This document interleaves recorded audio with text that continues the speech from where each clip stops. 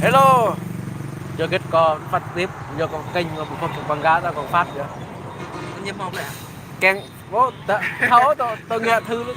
Đưa cái quảng cáo. Click luôn thôi. Spam. Spam. Đây là top top nha. Đây là YouTube. Đây là nhạc cổng. Thang guitar nhá mọi người. YouTube nhá, YouTube thang guitar vô. Xe đồ, bằng cờ xe đồ. Nessie là đồ. Tánh tính chỉ Google thành công đấy. Quay cái thông cả tặng. Đây là Lê Văn Tuấn, TikTok này. TikTok Mỹ này. TikTok Mỹ bông bạc đập. Kia là Lê Văn Bét. Facebook của mình là cho K81 nhá. Guitar nhá. Cảm ơn mình lần nữa.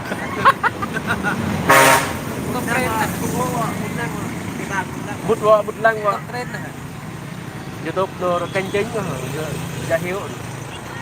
Có một view cả nổi. Đấy. Bút bình luận kênh tăng tương tác của Facebook YouTube. không có lạ. Thảo cô nên lấy vùng cao rồi mai có vùng cao tắt làm rap này xem gắt chỉ rai đó nó Gia Hiếu tại vì Gia Hiếu chỉ rai. Chào mọi người đang xem nhá, mọi người để lại bình luận nhá.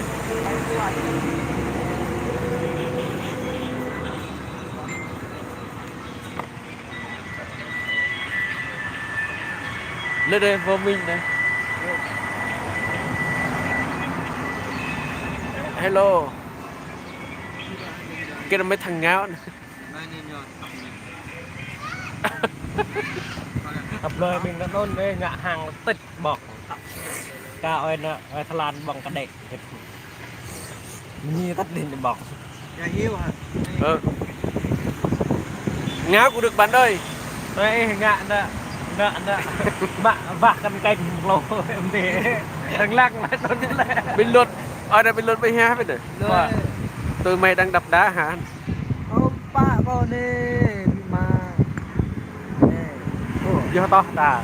buồn này có cái con của ăn cái cách nói Hai cơm họ Võ Minh Thành con hello cảm mạnh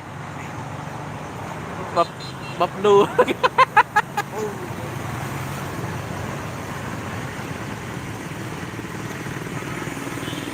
Cảm ơn bạn đã bình luận nhé, cho mình một like. Cảm ơn bạn đã cho mình một bình luận nhé.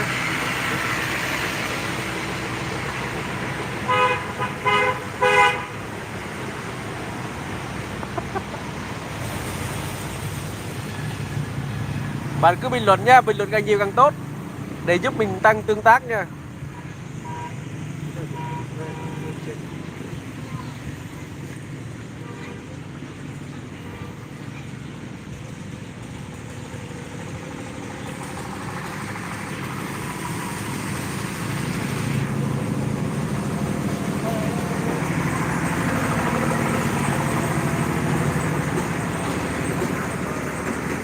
Ôi giòn rồi.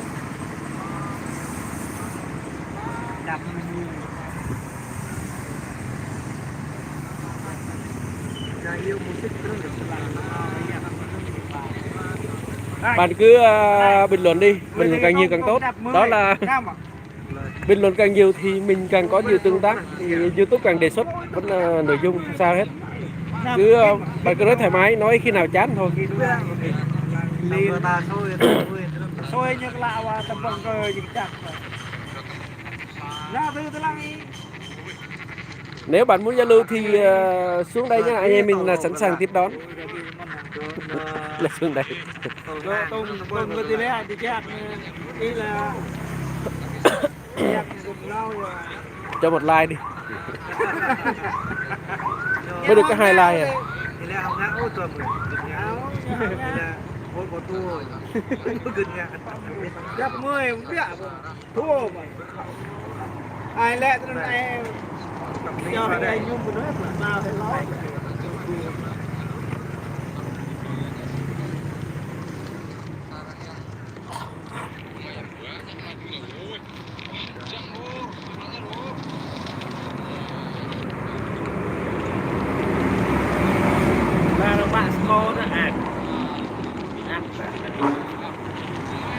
Bo, đau. Soal là tin nhắn. Vô to lít. Mời chị hả? Nghe cái ơi nó là To ta được trái chuột. Như thôi chỉ ra mình bập lù tem mi on để tại xe. Thôi nhập lối là bộ tôi hỏi bình luận của số lem mà cạn lem một lưới do nhờ ngạn là mấy tôi như ngạn như tôi mình gặp bài người là ký đấy không lượt xem video nhờ năm tốt tim để nhỉ. Tổ ta phát trực tiếp đấy. Kịch đồ tôi phát kênh ta một like một bình luận nữa. Còn lắng chứ mừng mi to rồi như là nó ta bộ đăng bài xa tương tác đó ta mạng video đăng một livestream mạng video người ta tay lại bật i2 đấy này đây này có số có một tương tác thì đây sẽ lại thành ra cái video này bao nhiêu gam nó lên kênh HTVOS cái tương tón nên cái trộn nó nữa chạm nó rất là sạch với lại còn được có lệ tạp cái video mà nhung cái là nhung như thế nào đây là Lê Văn Toan Lê Văn Cờ Đốc Nguyên Văn Cờ nhau mà còn nhậu nhung với lại nhậu bạn bị e lơi rồi xem cổ bị lơi tầm bị lẹm mà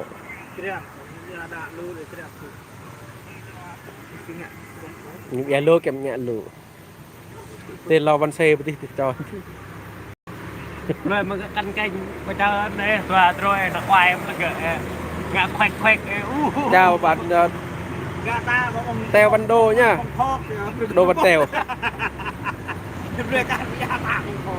anh em mình đang uống nước mía ở ngoài quán anh em người dân tộc thiếu số bé mà tôi nó bé nguy hiểm bé giúp hot một YouTube nhờ pha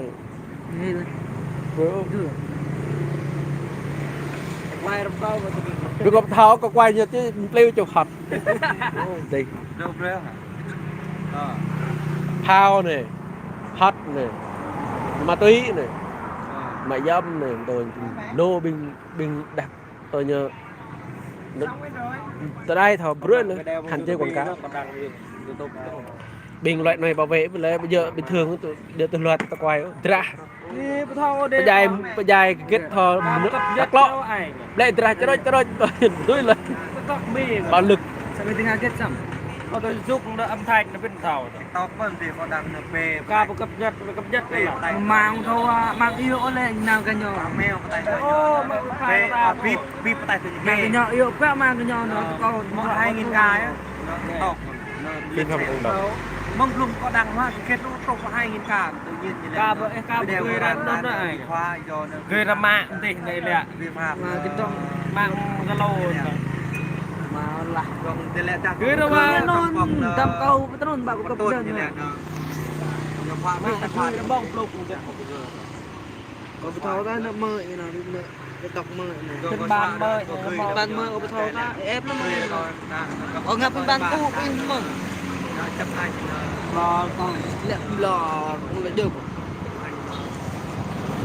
vi phạm chính sách cộng đồng giờ tôi ta quay TikTok tôi tâm rồi có quay nữa khang dạ âm nét như nghe mà tôi nói đó chứ vi phạm cộng đồng mình xóa mình một lẽ cái đó dạ mà tôi nói tôi nói đó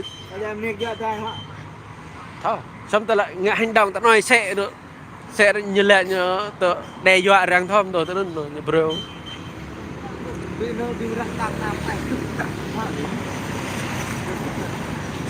giờ bản quyền này như vi phạm hạn chế quảng cáo nữa.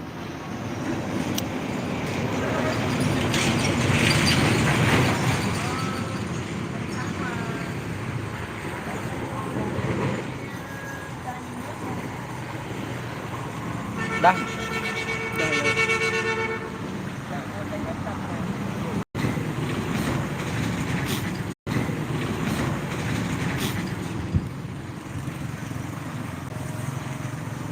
Tôi thì vô bình luận cha đấy oi võ Minh Thành rằm cái vô có khóa chứ khóa gì nhỉ cái bơi ta khoản khóa bên đấy ta là thằng khoa cái khoa ấy nhở kịch này xóa tin nhắn này xóa bây giờ này nhờ to không có nói để xóa bây giờ tôi một bình luận lại xe còn cũng mất tin nhắn tìm đến nhở là gần của mình là không phải xe nó Bình Dương à thế nào cả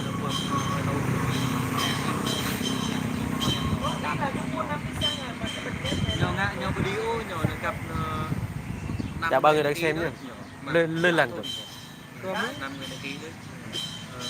một tật lầu lên tật lầu còn lại ra 15-20 phút thôi con xem cho cái buông ngả con cao vậy mò gì lực xem họ là công ty con ta không có là như heo như mò lực xem tôi nói chừng phát trực tiếp bật lao hả bật mấy cái phát một con đường cao nó bật thì bật cái nó tháo phát cái vô bỏng bật đôi bật quảng cáo nữa chào mọi người nha, buổi chiều vui vẻ nha. Mình đang uống nước với anh em này.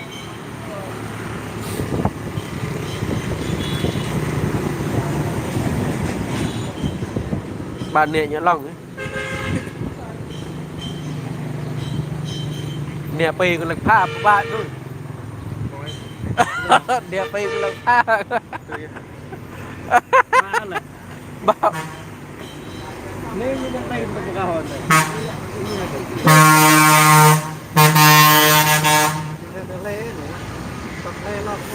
Chào anh thầy Tre nhá, thầy Ma Kim. Chào thầy giáo Kim Nhật Công, nhạc sĩ, ca sĩ và chụp hình. Biết. Thôi dừng lẹ. Em bữa đây không làm nhạc công nữa nhơi. Bị họ hả? Còn bên này có tú rồi lẹ. Nãy giờ một ly nước mía uống gần hết rồi.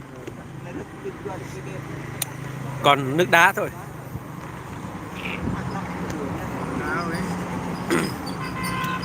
Khi nào rảnh thì anh em mình gặp nhau cà phê thôi anh. Đây mấy anh em nhạc công đi làm nhạc về này. Ghé quán cà phê, ghé quán nước mía uống.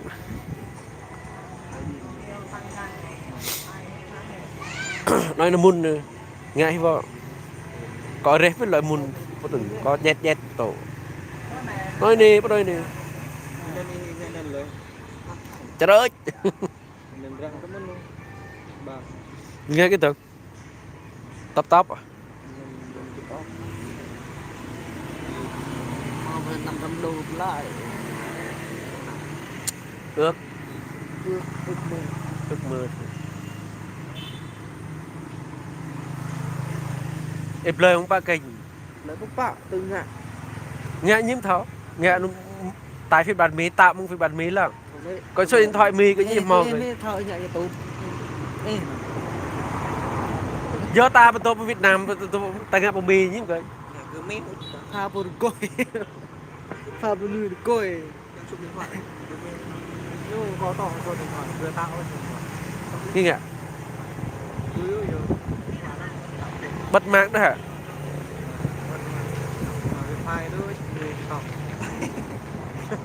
Ta nạp đi.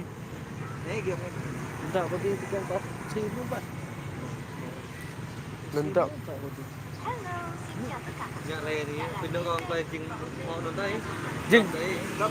Cái liên kết nó mail thứ liên kết nó bay ban ấy. Quan trọng lực xem là cái lực xem lên là Paris là mình Hoa Kỳ. Ôm lên là còn là Việt Nam là họ đã từ có bộ Việt Nam này.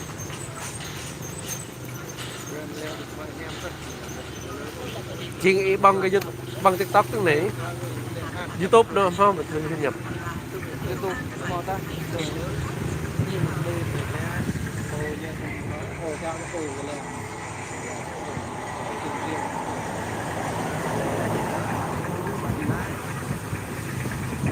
thì có cười nó em rụt rồi rụt mày rụt là cơ mà đi mò bài bàn này mò hơi bất trung đồ cái nào nó có cần hả cái nào đu để đu đúng không bài bàn hết do có máu nó rụt ta có mò bạc nhớ ấy kít nhẹ tạo bên lòng tạo kênh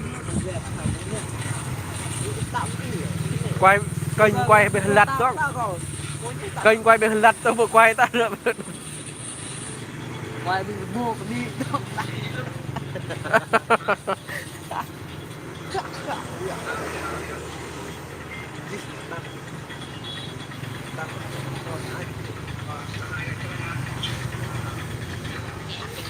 chẳng to xí mới thở lên ấy tầm tí nó có bật nó có nhờ doan tí bật trình như chuyến qua sân thoại Mỹ nhưng ngạ kia ông túm rơi mới như gửi lẽ các ta nhập lại rồi xong view thông máu view Việt Nam không bắt có đăng thì mà rồi đừng túm biết ôn 1 triệu view 900.000 xong ra nó 7 đô 6-7 đô rồi mà bỏ túm rơi cũng hỏi túm rồi cho con lại mà túm rồi giá 6-7 đô vì đô bi túm 1 triệu view nhỉ 20 đô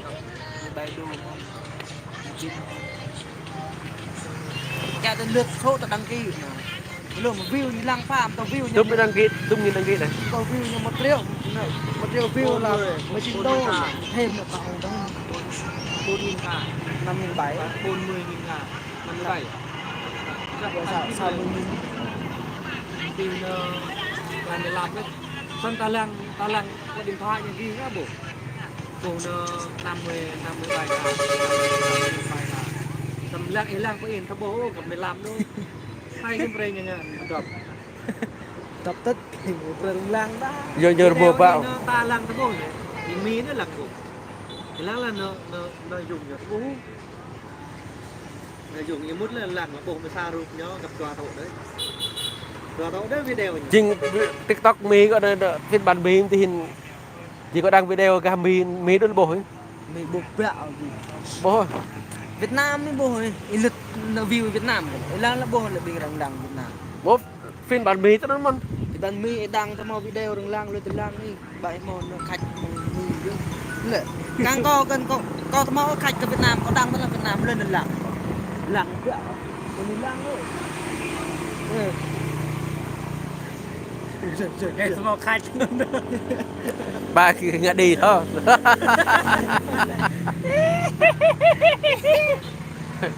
ba đẻ lọc khách là khách có ngã nè luôn có lâu như rằng cái ba vào bạn thôi đồng một lạ được phiếu thôi mọi người đến ngày bắt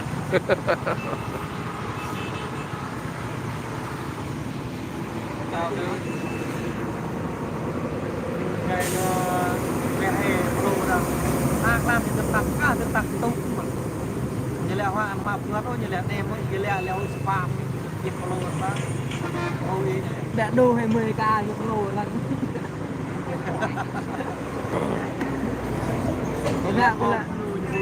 là riêng cây cho tộc của ngạ bao nhiêu lô ra ngạ tính chứ ngạ Việt Nam đi mình cũng bao nhiêu lô mình lại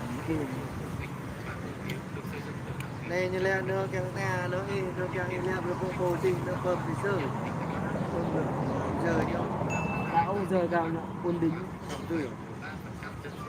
nó gần lại này nó gọi như đang bị nó nhập vào ngại cái YouTube Short rồi chuyến qua YouTube Short này như cả 4 định ship em này bất được dở mùng lung nhật trôn từ từ tüm rồi từ từ nhập cana cái đi thôi chứ nó cao một gần băm đi em mẹ kia tầm nơi tí chứ mẹ kia tầm nơi tí em còn lẽ đi ra bây giờ chết nó bị nó to nó em học lết tổ đi một đỡ thôi như đi mà em lết tổ đỡ thôi như tôi để rốt nữa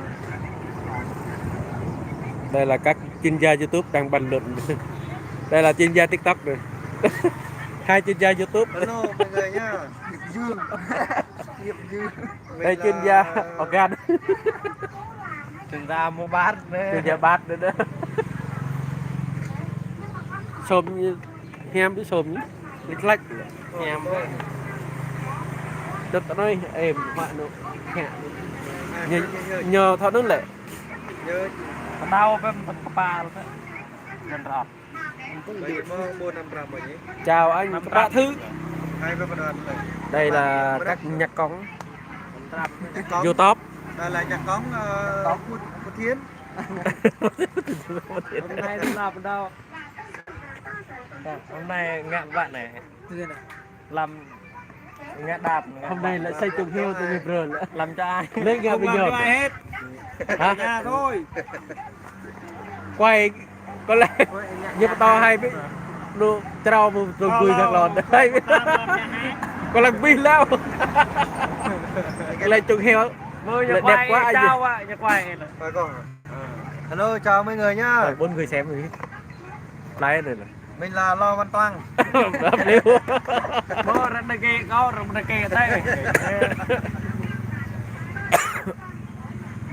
Hồi Doan có nói là một lần to lên. Cái lưng. Người đi ngồi. Ồ rồi đi ngoài.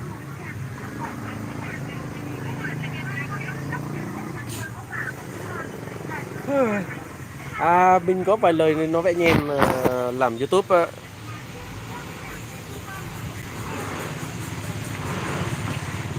Khi mình làm YouTube thì cố gắng tương tác nha.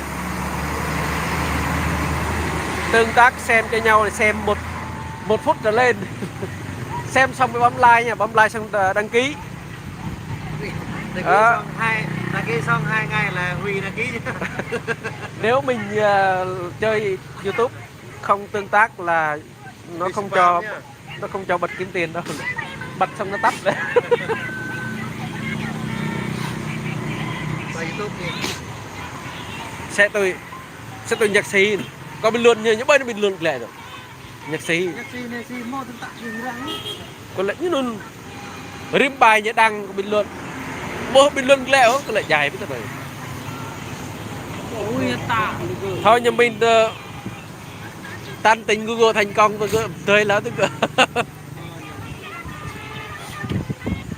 Tên bố với em. Một tháng làm 100 triệu. lên là lấy Đi. lên là thì các bạn bạn mà pin cái nữa 100 triệu nữa hả Tay. nhưng như là cái đó là Tên bố. bởi tôi dùng app cái đó rồi nè cái này là cái gì anh mà pin đấy như là mà pin YouTube đó là mà pin YouTube sao anh làm như thế nào có được cái này người ta muốn lấy cái này khó lắm anh khó nhưng mà anh cố gắng anh làm lâu năm rồi nhưng mà anh làm cái này thì anh tính bố với em luôn như là một tháng là 1 tỷ luôn lẹ đỡ trời thật luôn rồi anh thật vượt lao như là đâu khơi như là mà mau cũng khơi chưa lại thôi có mình vẽ thì biết rồi thế ô đẹp Lê Văn Toàn năm đờ rồi get the game á get the game có đăng đều sọt Thái bận nằm Đồn tổng cho tố. bố ít thăm có tum chục ký này lại chập còn 12 ký cái này tết là kênh project này Lang. 92 ký mà cần duyệt Đi tua của cồn càng cồn nằm. cố của tum nữa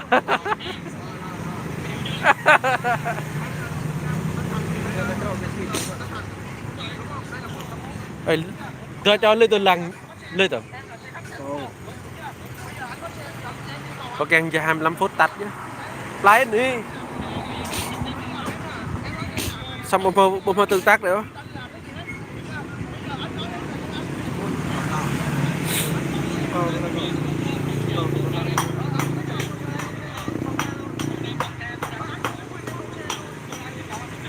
kênh 2 có bé dây á kênh 2 bé có thời gian chứ do bơm thông tin chúng ta bắt đủ 4.000 giờ nữa qua rất là thun thì bắt đủ kênh nhà tắt như tính mà thun ta kéo nhưng bạn càng đủ 4.000 giờ trừ thì được đủ 4.000 giờ phải không ta tập này 5.600 chỉ trừ 4.000 bơm nữa tụi 1.600 mới đủ canh hàng bé tắt còn ngã tao bé chẳng ra tôi Không ạ. hạ tay này tiêu view hạ tay điều kiện nha, một trong hai điều kiện hoặc là 4.000 giờ hoặc là 10 triệu view trong vòng 90 ngày. Chứ có mình đủ một cha con được. Nó kê con được đủ. Cái phao bơm họ nói cái kia nhẹ càng giờ 4.000 phép 4.000 10.000 là bro 4 cộng 4 là 8 để là 10.000 bro chứ một thời gian ngã thêm được. Chào anh em nha.